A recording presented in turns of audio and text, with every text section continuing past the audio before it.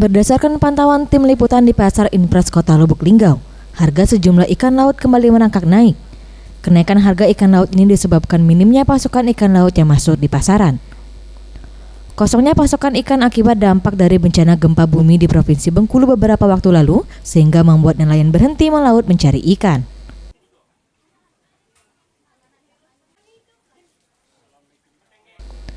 Menurut pengakuan sejumlah pedagang ikan, pasokan ikan laut saat ini terbilang mulai berkurang dari biasanya. Bahkan ada beberapa lapak pedagang ikan yang terpaksa beralih menjual ikan tawar. Kenaikan harga ikan laut dari berbagai jenis berkisar Rp10.000 hingga Rp15.000.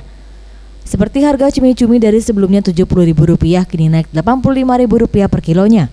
Udang dari Rp50 naik menjadi Rp65.000, sedangkan untuk jenis ikan laut lainnya kenaikan berkisar Rp5.000 per kilonya.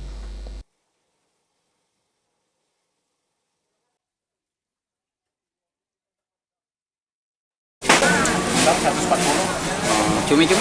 Cumi 70. Ada kenaikan enggak yang dua? Kagak. Gempa. Pengaruh ya? Seperti apa, Pak? Iya. Pengaruhnya Cak? Dikit ikannya. Kosongnya pasokan ikan laut ini sudah terjadi sejak sepekan yang lalu dan diperkirakan harga ikan akan terus mengalami kenaikan jika kelangkaan ikan yang terus kosong.